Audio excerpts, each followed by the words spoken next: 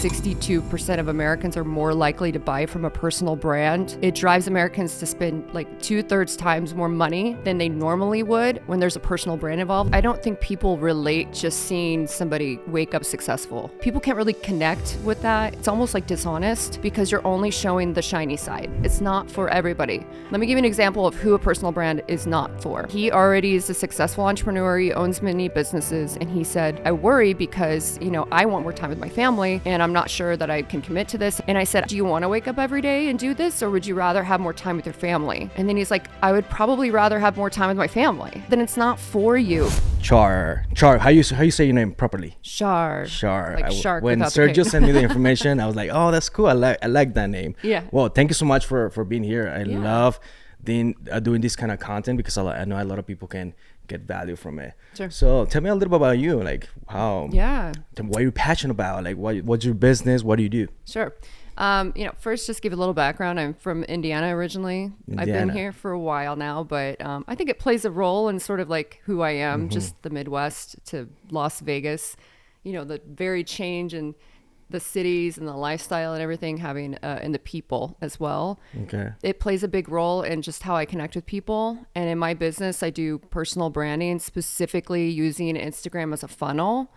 And how I got into it, it's been a long journey. I think it just kind of started with growing up. I'm not going to go back too far, but growing up, I thought I wanted to be an evangelist. Okay. I was really obsessed with watching how evangelists spoke and people's response to them. I was always fascinated by that. I grew up in church, and I thought I want to be an evangelist one day. Everybody around me wanted to marry one, and I wanted to be one. Oh, wow. And I knew I didn't really fit into that whole like Indiana life of like get married, white picket fence right away. I was like, no, that's what I want to do. Create a family and all that. Okay. Yeah, it just maybe not as early on. And so as I grew up, teens to 20s, I was thinking like, how is this going to, I'm not going to be an evangelist now. I just changed my mind, went a different way. And I liked motivational speakers, and they had such an impact on me, and I studied them that I thought I didn't know that the personal branding component wasn't as big of a thing at the time, but like Tony Robbins had a huge influence on me, and I would listen to him. And so I think that had a big part of my journey, fast forward to now, just that influence of knowing that I wanted the human aspect to business always to be there because that's what I connected to. And it's also what changed me and like influenced me growing up. That's awesome. Yeah. So when did you move to Vegas?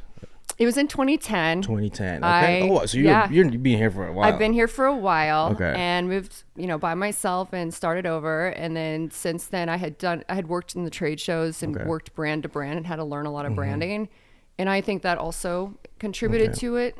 And so the social media aspect was a hobby that kind of contributed. So there was never just like this clean, journey from A to Z. It was sort of just building up over time. Cool. That's awesome. So you're expert on social media and branding and all that, right? Cool. Yeah, and it took a lot of investing into learning. Like I think in the beginning, Instagram, for example, or social media, we used it as a tool just for fun. For connect with people, and that's it. Yeah. And I had to learn the business aspect. And we'll get into that, I'm sure, in other questions. Sure. But I started biting off more than I could chew by taking on clients and I realized then I didn't know the language of like how to level up. Yeah. And I really immersed myself and took like a year to really learn the business aspect of it. And it changed everything. It was a game changer. Oh, that's awesome. Social media nowadays is a must for entrepreneurs and business owners to be, involved and have some sort of branding. So I'm sure, way more than me.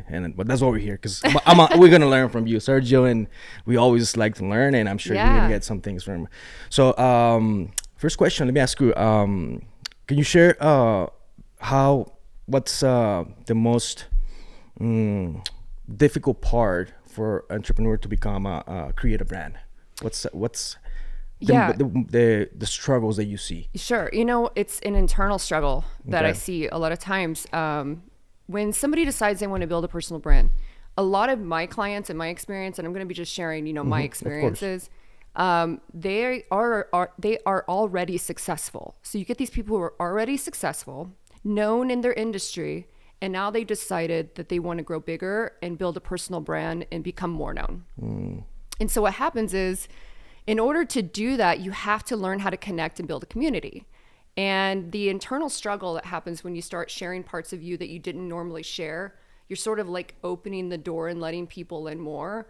There's always this like emotional battle that I see happening in the beginning that a lot of people don't talk about because they start to feel a little bit more exposed. And now I have to like share parts of my life and my lifestyle and things that I didn't normally share before, because you can't connect with an audience if you keep that door completely closed. Absolutely. The whole thing of having a personal brand is like building a community that you connect with, and you can't do that without sharing your story, without sharing your experiences. And so I would say the biggest hang up for a lot of people is I have to start over. I'm already successful. Like I have to start from the ground up. This is something new. I don't just get to come in and be famous and well known to everybody.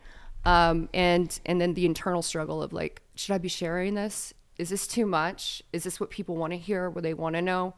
Am I sounding too full of myself? And so we go through those steps together a lot of times in the beginning, because it is a journey. Yeah. Building a personal brand is a journey for everyone, whether you have an 8-figure business or whether you have $0 in the bank. Yeah, that's true. It's a whole process, a whole like learning, there's a lot of things involved. So you said something about building community. Yep. And when you speak or you create some sort of content to start creating branding, sure. Having an open mindset to like express yourself and be open to share your struggles as well. You think that helps on the branding, like being open and showing the difficulties that you have? I think so, because I don't think people relate just seeing somebody wake up successful. And when you miss out the struggle, like you don't share that struggle with people about what it took to really build that thing, people can't really connect with that. They don't relate to that. I don't know about you, but I mean, there are people who wake up wealthy and they have, access to things, and some do not, but the majority of us do not. And so for you to just show that I built this thing and this is how I got there, and you don't show that struggle, then how do you expect people who are trying to accomplish different things, how can they even have the correct lens as far as like, what is this supposed to look like and feel like as I'm building this personal brand or this business? And so to me, it's absolutely important. It's almost like dishonest, because you're only showing the shiny side. Yeah. And like that. And I'm like, you're never going to connect with the community unless you show them the struggle, because like that's the struggle there is what honestly gives you the foundation to build something big. Without it, you don't know how to handle things when it comes your way. You would just literally topple over. Yeah, and I believe I see that a lot of people connect with someone that has been through a difficult time and sharing all those experiences, and they feel some sort of relation, like related to them because of that. That's cool. I like that. I will add something else to that though. That doesn't mean that you always have to share like the whole thing. Yes, and people overshare sometimes too. And so I kind of guide people away from that too. Like if you're in the middle of a divorce, or you're going through something that maybe you don't need to be sharing, or you don't always need to share every bad thing that happened in your past, but you still are transparent about some struggles. And that will look different for everyone. Like for me, there's a lot of struggles I have in my past, and I don't always talk about all of them all the time. Yeah. I believe in a little mystery and some privacy, and then I'll share the ones that I think will honestly help others and elevate them. But it doesn't mean I'm going to sit there and share every single one. So learning to have kind of like, the knowledge of how to do that. Absolutely. How important is a personal brand for an entrepreneur nowadays? Yeah. What's the level of like, you must have a personal brand? It drives Americans. I think I saw a statistic. It was like 62% of Americans are more likely to buy from a personal brand. It drives Americans to spend like 2/3 times more money than they normally would when there's a personal brand involved. Look at like Kim Kardashian, people of that nature, even of that caliber, but we'll go even smaller and look at the personal brands that you and I follow in our niches. I think it's important if you are comfortable with that journey to do it. I think it's valuable, but I also think it takes a lot of time, and it's not for everyone. So if someone says, how important is it? I'm going to tell you, yes, I think it's important if you want to attract business rather than have to kind of, chase it. But I think that the opportunities and the doors open a lot easier as a personal brand, but it's also not for everyone. And I'm not going to tell everybody. And I've turned people away. I've said, yeah, I've turned people away. I said, someone said to me, let me give you an example of who a personal brand is not for. Please. Yeah. And he already is a successful entrepreneur. He owns many businesses. And he said, people keep telling me I need to build a personal brand. And then I said, okay. And then he goes, but I worry because, I want more time with my family and I'm not sure that I, can commit to this. And he talked about, but he kept reverting back to needing more time with his family. And I said, I don't think, what is your goal with the personal brand? I don't know. It's just that I see a lot of people around me building them and they're, and it just felt like something I could do. I'm like, do you want to? Like, do you really want a personal brand? Do you want to wake up every day and do this? Or would you rather have more time with your family? And then he's like, I would probably rather have more time with my family. And then I said, then it's not for you. You're already successful. You are somebody that you continue to grow and invest in other things. Your time with your children is very limited. So for you, I would say, no, put that time in your family. It's not for you. Like, there's no reason for you to really build one. It's not for everybody. So for the person that is like, I want to have a bigger impact on the world and share what I do, that person, it's huge because it gives them the microphone, right, to build a personal brand. And so I think it is important to certain entrepreneurs who want to scale, also financially as well. But there's this also like, who is it for and who is it not? Right. And I think that's just as important. Yeah. It takes a lot of commitment, like doing all this work, like this content. A big commitment. Yeah, it is. Yeah. It is. What's the number one habit that an entrepreneur needs to have to commit to do a personal brand, to build a personal brand? Consistency in the messaging across all platforms, being willing to create the content for that. The thing with the personal brand is like everybody says that they want one and then they don't realize the work that it takes to build one. And so I've had clients that weren't successful at building one with me, and it was because they didn't put in the time. They thought that they were going to be able to just kind of give the, here's what I want to be perceived like. Here's some content you can repurpose. And they were never alive on their channels. So like if you aren't present on Instagram and you just expect the team to carry the load, the community can feel that you're not there and you won't grow. Like people can tell when you have somebody else just managing everything and just creating the content and you're never present for it. And you won't be successful unless you also are putting your heart and soul into it. And so I tell, and also you need to have a budget, or whether that's time or money in the beginning. If you don't have the money to have a team help you, then you've got to have the time to do it yourself. And people downplay that aspect a lot. And then they, oh my gosh, I had no idea that it would cost that much or that big of a team in order to do this thing. They literally think that for just Instagram, that we're just going to cut and put out posts and they're going to grow huge and they're going to make all kinds of money and grow fast. And I'm like, that's just not how it works. This is a new relationship for you with your community. Yeah, and if you aren't there and you're not present for it, just like if you were in a relationship with somebody else, it will fail if you're not there. Yeah. Oh, wow. Commitment and consistency. That's, I'll say 100% got to have that in the beginning or you'll just get excited and then it'll fizzle out. Yeah, that happens a lot. At the beginning, you're like so hype and you want to do all these things. But as time goes by, you like the motivation or discipline it slows down, like goes down. I see that a lot. Yeah, people get so excited. I mean, and this is in any aspect of business. We all have that moment where we feel like we're ready to do this thing, right? Yeah. We get excited about it. We make the list, we make the plan. But the difference between the people who are successful and not is the person that decided to do and follow that plan every day, whether they felt like it or not. Okay. And that's when you come in, like you create a plan for them to follow, and you create some sort of plan that they can be consistent to it, right? They can stick to it, right? Yeah. So I create personal branding and content strategy plans, and I reverse engineer it from their big goals. So, you have to know what your overall goal is, right? Your 5-year goal, your big picture goal, your short-term goals, and then I'll know like what's important to you to include in the content, so it starts to paint a full picture of who you are to your audience. So all of these things are taken into consideration when I build a strategy, and I try to make it as simple as possible. While the strategy may feel complex, I simplify it in a way that you have actionable steps to take, so you're not confused about where to start. So you kind of analyze their lifestyle, their business, what's the time they have available to invest doing that. Yes. And based on that, you create a plan.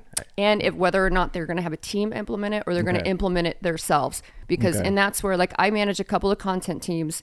These people do not have the time, and they shouldn't, trying to do everything. They should not be the one posting. They shouldn't be the one always engaging on the posts. Right. It's like the dollars that would be spent doing that, they would be losing in their business if they were spending it on Instagram doing those little menial tasks that somebody else can do and is better at it because they excel at doing those things. There are people that actually excel at just engaging with your audience and they learn your voice. And I know it doesn't mean that you're never engaging, but let's just be real. Like, you only have so many hours in a day, and engagement's important. And so they also pick up that slack, and then you pop in and you also are there and present when you're able. Yeah, 100%. What's the biggest challenge for entrepreneur at the beginning, starting? What do you see they struggle a lot with? Choosing their niche. I guess this is just like that's a big one. That's a big one. This is choosing like the one thing that people get so, like, they get sensitive when I bring this up. I like that. And I think it's because it would be, like, eat chicken every day. Like, I have to commit to one thing I'm going to eat every day. That's literally what people think when I say choose your niche. They think that it means that they're only going to talk about or do one thing every day. And it's not it at all. All it is we create the target for you to aim, the arrow, so you know exactly what type of content to produce to reach the target. And if you don't have a niche, I can imagine people who are doing ads, like, how are you supposed to create, like, the ideal audience? Like, how are you supposed to know who you're talking to? How do you even know what they want and their needs are if you're just trying to appeal to everybody? And so if you appeal to everybody, you actually win no one. And so it's so important. Choosing a niche is basically just going, I know that the majority of my content is for this niche, and I'm going to solve their problem. I'm going to give them the content that they need to do X, Y, and Z. It doesn't mean that I will never talk about other aspects of my life. This is where the life integration comes in. Like, let's say that you want to build, you're building a personal brand, and you tell me, like, I know it's strange, but tattoos are so important to me, and there's stories behind them, and I want to bring it into my content. That doesn't mean that's your niche. Your niche may be teaching entrepreneurs how to invest in big businesses, but I'm going to incorporate your tattoos in pieces of your content. But the majority of your content is going to be geared towards this. We just incorporate the stories and the flow of the content. It's all incorporated, but you have a niche. Does that make sense? Yeah, of course. How do you pick a niche? Like, how do you, like, is based on their abilities or the character, or, like, how do you guide them through to pick a niche? Yeah, it depends on their goals. Okay. So, like, let's say, I work with people that are selling service-based or digital products. Okay. I've helped people who weren't selling at times too, but that's, like, my specialty. So if you show me something that you're selling, then I'm going to be able to look at what your niche is going to be. If you're still a bit, like, maybe you sell one thing and it's in different, niches, like if you have something that's in complete opposite, one's in business and one's not in the other, then I'm going to go, which one's your focus right now though? Like, and if someone was to give you $1 million to speak on one topic, what would it be? And if you can't answer me, then I'm not going to hire you to speak at my conference. I guarantee you'd be able to figure out what that topic was. Okay, let's start there. Real estate for me. I will go like right away, like real estate. Yeah, and I'm sure there's other stuff. Yeah. If you're having drinks with a friend that you're talking about, it's probably not always real estate. And we'll incorporate some of that stuff into the content. But that's where the opportunities come, when people really dominate an area and become the expert of it. And they miss out on those big opportunities when they become, like, diluted with too many topics. And so even, like, an example, like, I worked with Cody Sanchez, for example, when she was building she's amazing. Yeah, I was with her for 18 months. I was the first person who managed her Instagram and grew it. Okay. And the thing is, in the beginning, I said, I can't tell what you do. Like, I don't even know I would follow your page. So she excelled at talking about, like, boring businesses. It wasn't that she liked talking about laundromats all day.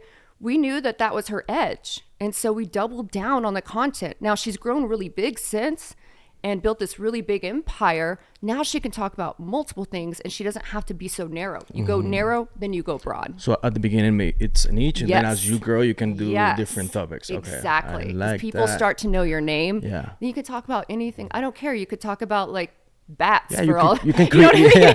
you can create different products. Yeah, of course, being to a higher level, of course. Yeah. Open like doors open. Yeah, a lot, exactly. for you You a talk lot. about like nail polish for all I care at that point. People will listen to you because they already know you for the one thing. Yeah. Yeah. So, what motivates you to help business owners, entrepreneurs to build a brand? What goes through your mind, your soul? Yeah. I don't know. It gives me like chills. It's like, it's very personal. I think it would, I have to go back a little bit too. Yeah, I feel like that I was a bit of the underdog and I didn't have a lot of support growing up. And I had to like stand for myself and sort of like create my own life the way I wanted it to, even if it was just in my mind in the beginning. And then, I transformed my life through action.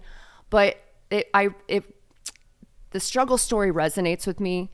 And I know even if you're successful, that a lot of people have a message and a story that they want to share that could help a lot of other people. And so it doesn't even have to be rags to riches. It might just be, it doesn't have to be like so motivational and inspirational, but I'm really motivated seeing people connect to an audience and help them grow. Like seeing that connection take place and the light bulbs that go off in their mind when they realize like, this is what I want to do. And this is the story I want to share. This is how I want to have an impact. This is how I want what I do best. How I want to deliver it in a way that helps others. Like seeing their lights, like the light bulb go off and they just feel like the fulfillment that happens when you have an impact is huge. And that looks different for everybody, but that just, I don't know, it feeds my soul. So it helps you. It's about giving and providing value, and that's how you create the value too. Do you think for women, it's easier to build a brand than for guys? I think it's easier for them to emotionally connect with an audience sometimes. Okay. I don't know that that's true anymore necessarily. I think men can too. It's not that. I just don't think that. I think it helps sometimes to have a female perspective for a man. And I think with women the same, like it can help to have a male perspective because women are very emotional, they're emotion driven. And so men are very like tactic kind of driven. And so it's a different journey sometimes for both. It's like the same one, but they kind of go through it a little bit differently, I've noticed, because I have clients that are, on both sides. I noticed a lot of personal branding experts their messaging will be more geared towards women is what I'm saying. There's a lot of, personal brand coaches that are women. And I've really enjoyed working with men in that aspect. I don't know. Okay. So that's pretty cool. Yeah. Like guys, I think we're slower. Hey, so like having someone to help you, build that's amazing. So talking about like platforms, now we're going to Instagram and all that. What's the best platform to start with? Well, I'm going to tell you Instagram, but Instagram? No, let me tell you the truth. I actually tell people if you're able and you are, and I recommend it for later, if you're able, do a long form piece of content first, whether that's a newsletter or a YouTube channel, some sort of long form video will help you later building a personal brand. And here's why. Because when you're building a personal brand on Instagram, it's short form content. But if we're able to pull it from a larger platform, even like I said, the newsletters, you can take those topics and then see what how many people opened this up and really liked it. You can put that in the content strategy. We know that this newsletter did really well. So we're going to incorporate those topics into the short form. Okay. Plus YouTube's evergreen. So meaning when you create those long form videos, they can still hit gold like years down the road. They don't just expire. And the short form content on Instagram is kind of short lived. It's a little bit longer now. The algorithm is always changing and this has changed. But if we can pull that, then it gives you two funnels where people are seeing you too. It's like I'm seeing you on YouTube and Instagram and I'm getting a different experience on both and you can grow simultaneously. So a lot of my clients have YouTubes, but not all of them. But I do recommend later on that they invest in a platform like that. So that way we can always get content even when they're not shooting the short form, if that makes sense. Yes. So I see a lot of people like starting in YouTube and then moving to Instagram. I think that's great. I do recommend it. And I'm the Instagram girl, but I often recommend if they're like, I'm thinking about starting a YouTube channel, I'm like, do it. Because it's going to also make your job easier growing on Instagram. Because when you don't have time to shoot content, you can tell your editor, cut this podcast up that I created. Pieces, Plus, you have created an opportunity for you to interview other people and have them and share their audiences on both platforms. So just like I'm here today, it's like, this is going to be up on YouTube, you say, then I'll say, cool, now I'm being exposed to your audience on YouTube plus my audience on Instagram and yours. So you get in front of more audiences that way. So it doesn't mean it's not an absolute, but it does help. Okay. What about TikTok? I think TikTok's great too. It's just very hit and miss depending upon what you are. Meaning like one of my clients is an investor, does M&A. Like he's not going to do good on TikTok. It's just not where his clientele is. So it depends what business he does better on LinkedIn and Instagram. Yeah. Okay. So you see what I mean? Like, and I've had experience. Like I've grown people's LinkedIns. I don't like talk about that very often because it's just not in my product that I, offer, but I understand like the different channels and the importance of them working together. And so I do recommend having two. Some people say, no, double down on one. Yeah, but what if something happens to that channel? Now you're just on one. So it just really helps if you have a secondary channel where your audience will be, that you can also grow with the same piece of content, including TikTok. Why not put a reel on TikTok and see if it hits? Why not? Right. Of course.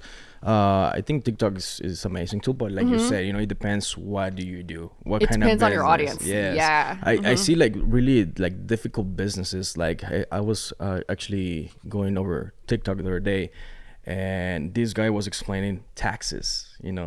I think taxes are like huge topic and hard to understand sometimes. Yeah. But he was explaining it in a really cool way that a 5-year-old kid could understand it. Perfect. So I like that. Well, I think, like you said, it depends of the business. Let's talk about mindset on entrepreneur. Okay. What's the mindset that let's say that I want to build a personal brand? What do I need to have? What do I need to build in my mind? Well, you need to be emotionally fit. And I mean that because I've had conversations and it's like, how do I do this when I'm not feeling well? Like I don't feel good, or I'm going through a hard time, and there's not a good answer. Like life happens, man, to all of us. Like we're all going to go through hard times, tough times, but and I feel like, I don't know, with this generation now, I don't know how else to say it, but I don't think they're that emotionally fit or capable to handle things that are really tough because we've been telling them to rely on their feelings too much. And I'm like, that's bullshit. Like you shouldn't. If you rely on your feelings to get anywhere, then you're never going to get anywhere because you're going to stop when it doesn't feel good. I get up and I do the same damn thing whether it feels good or not.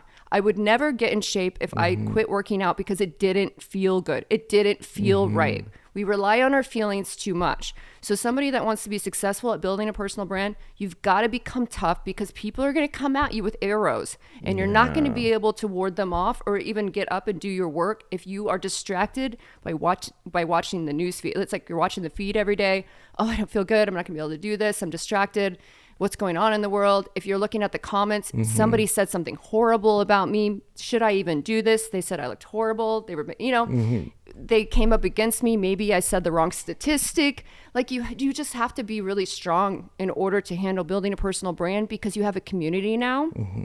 And if you don't show up for that, they'll fall away and you're never going to be able to succeed in it. Yeah. Strong mindset. It's essential. I believe that. Yeah. It's a muscle. Actually, one guy was asking me the other day, like, how do I handle the hate on comments and stuff like that? Because they throw some crazy... handle it. Yeah, you just handle it. Yeah.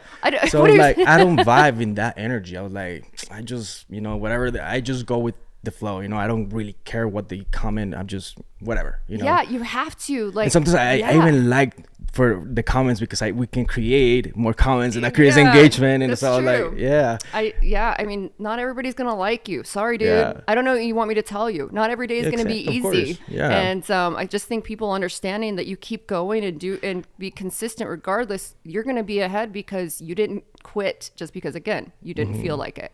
Okay. To build the mindset, is there maybe some books or something that you recommend or suggest to people to start like getting in their minds? There's a book for me, and I don't know that this would be for everybody. It's just a book that really helped me out when I was struggling. It's called The War of Art, not to be confused with The Art of War. Okay. And there is a cool story behind it. Somebody had mailed me this book, a stranger, years ago.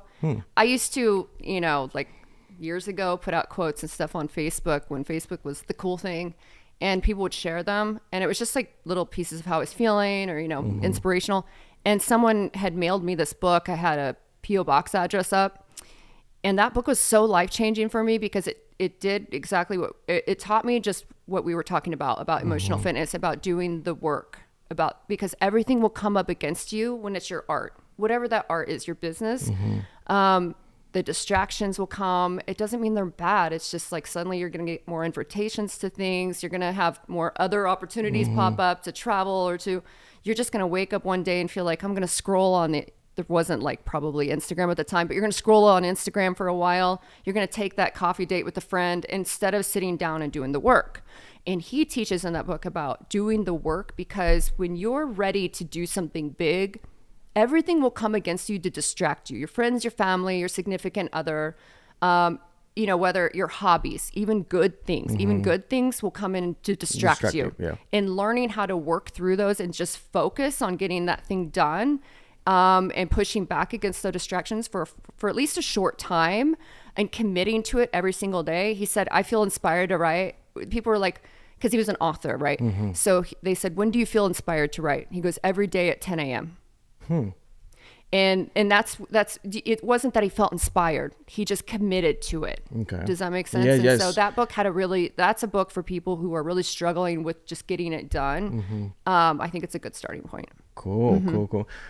What do you think about the people that start creating content for brand, and they are so perfectionist? They want everything to look amazing, and they have all these bunch of filters and all that stuff. What do you think about that? I mean, I feel like that resonates with me. I think a lot of us are perfectionists by nature, and we have to like push past that, otherwise we'll never get anything done.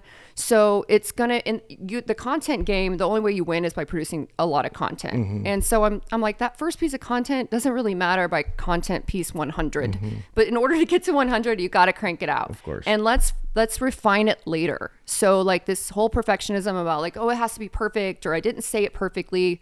Like, you have to let that go, because you're going to be doing so much more as you go along that your mistakes won't, first off, matter. Yeah. And you learn from them, and then you learn how to create and do better by doing the thing, not by obsessing over like one piece of content, which can stall you from growing, really. Yeah. And I think, having, being so perfectionist, it kind of holds you down or stops you, because you take longer to do the videos, take longer to create the content, and just being ready anytime, just turn on the camera and you read whatever, So actually I like that content. When I see some girl that she doesn't look like really like with makeup and stuff, whatever, and she looks like kind of natural, I like that content. I feel I connect with that. It's not always perfect and done up and made up and right.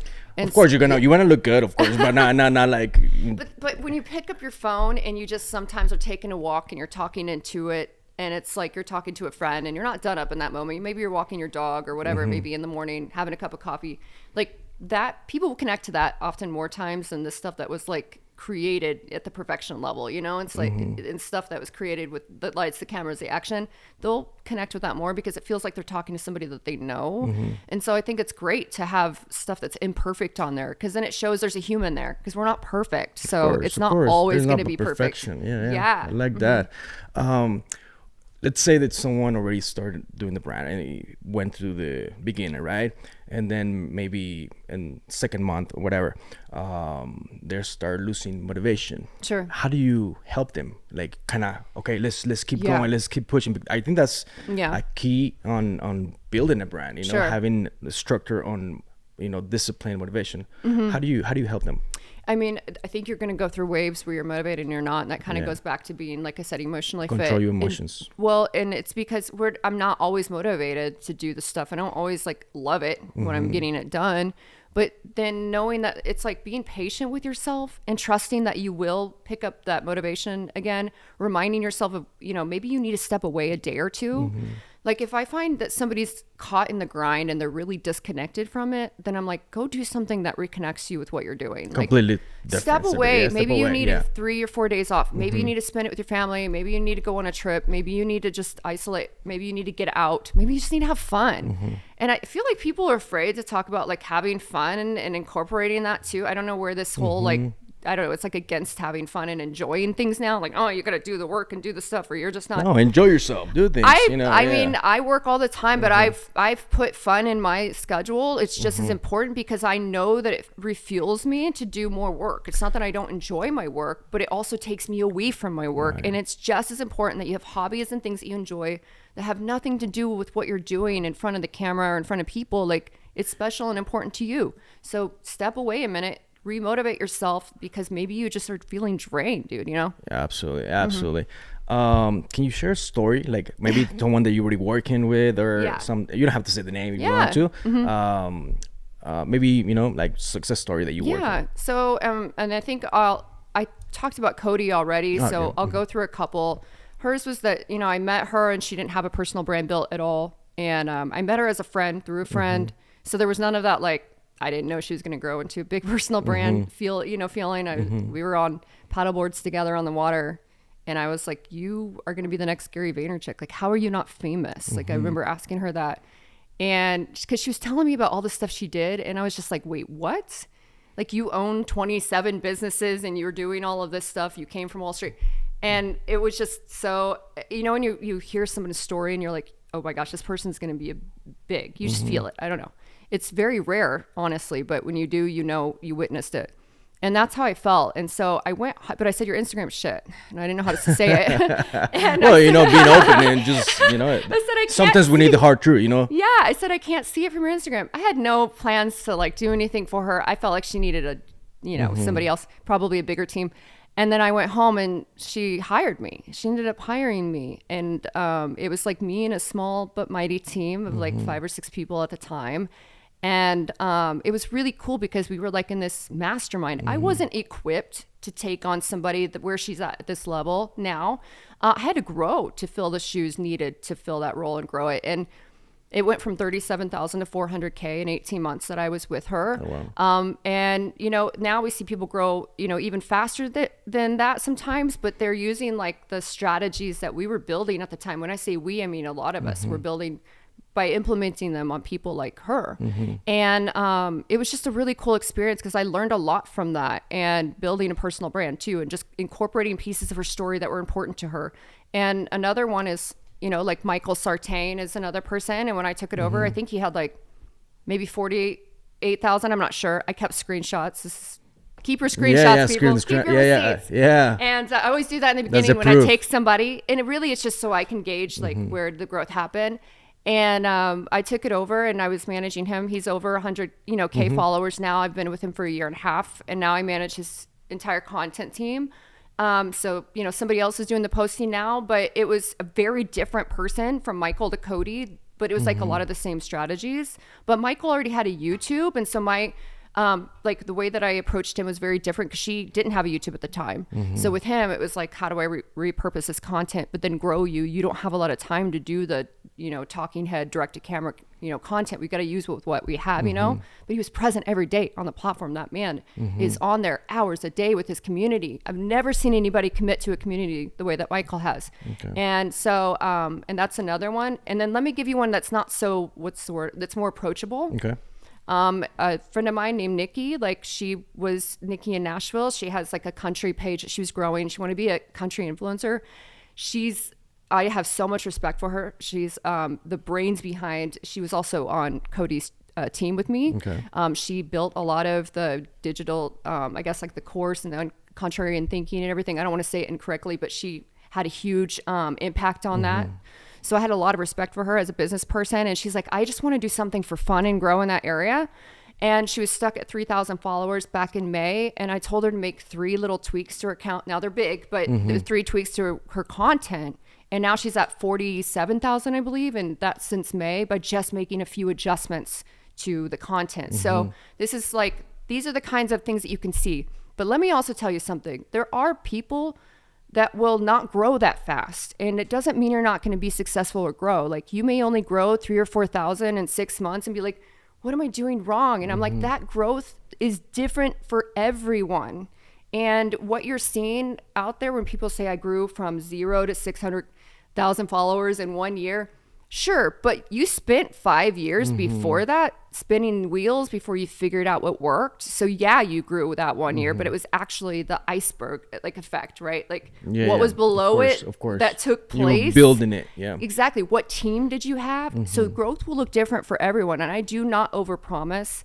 I'm always very transparent about the fact that I can't guarantee you an X amount of followers, and I'm not going to, but I will tell you what worked for the clients that I had. Yeah. Okay, cool. One last question. How how the calendar looks for someone that is barely gonna start. Let's say that I'm a new, I want to do a personal brand, real estate. Let's say I go for real estate. Yeah. How the calendar looks, you know, like you set the days. You guys, how do you manage that part? Okay. Do you mean like you're trying to start a personal brand? What's the beginning look like? Well, first I'm going to ask you what your time availability is going to look like.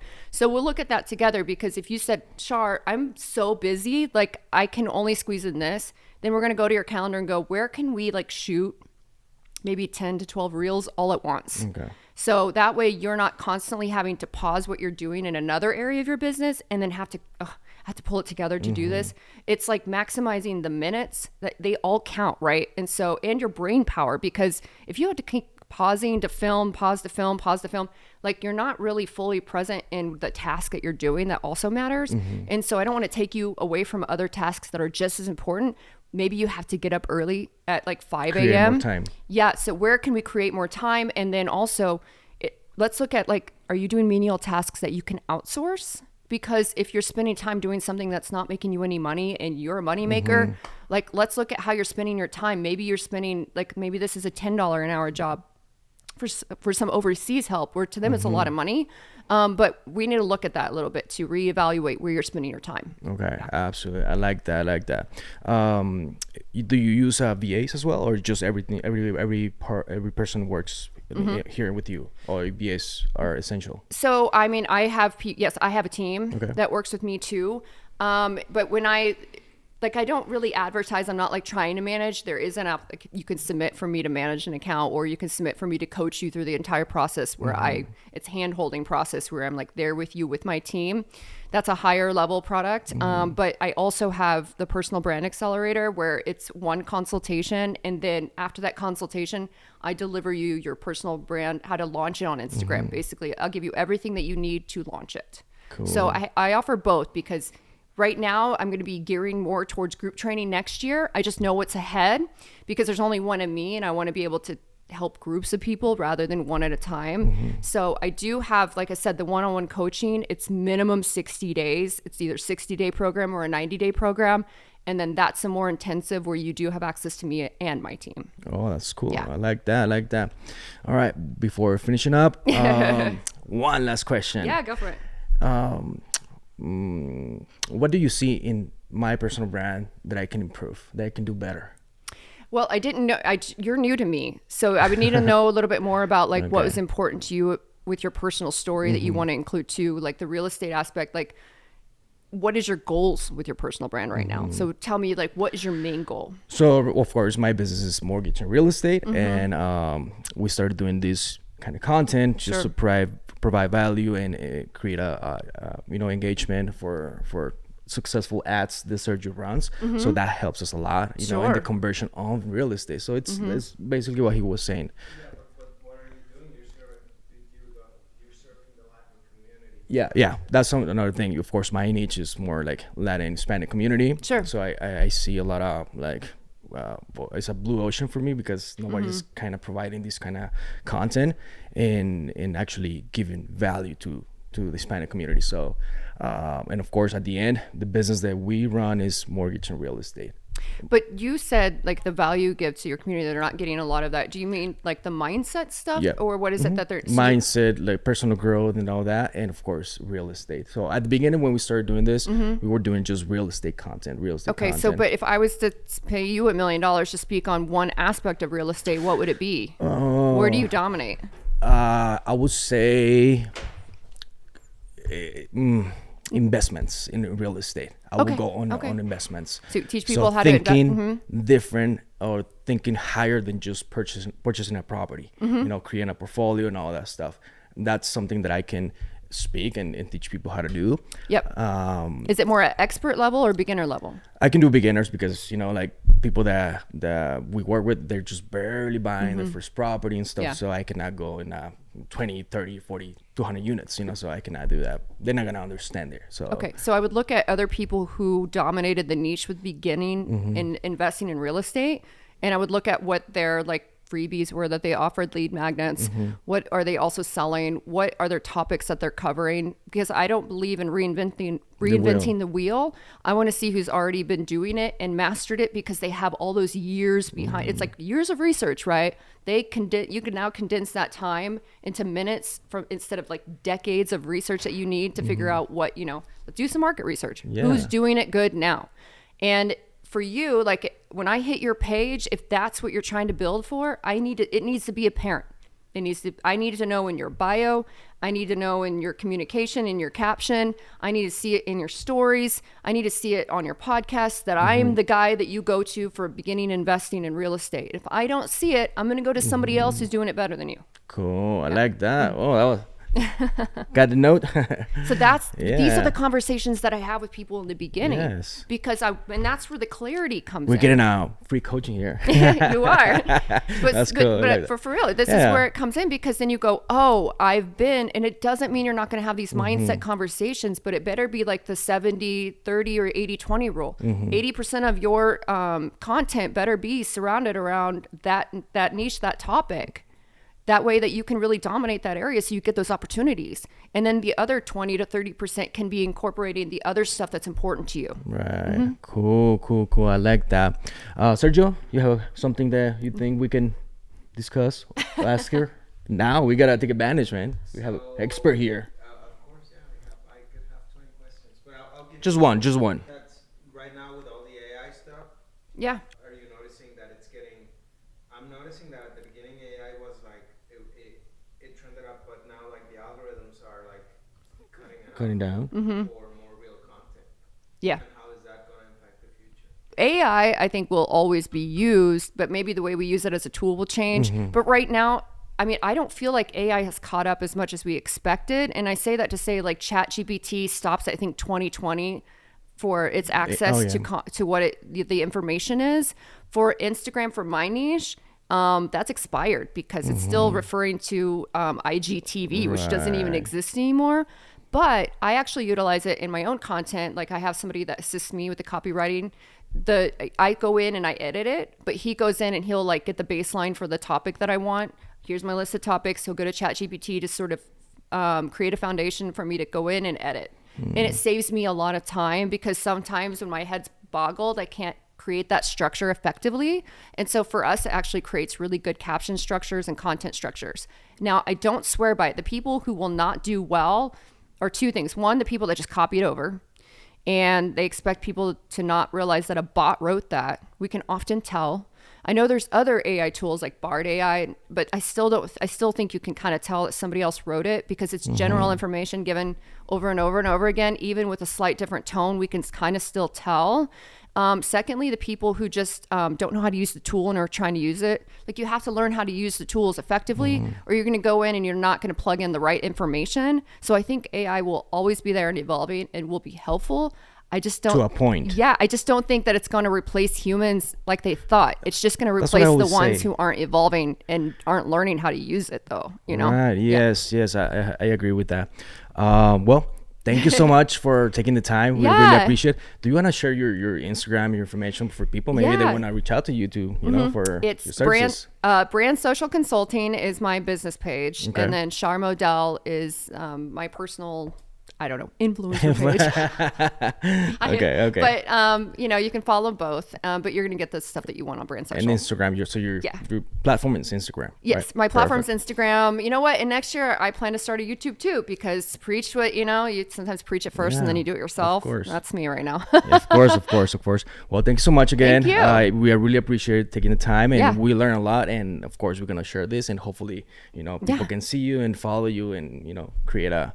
Thanks for the opportunity. It's great talking to you too. We loved it. Yeah. Thank you so much. Watch out for this guy. He's going to grow big.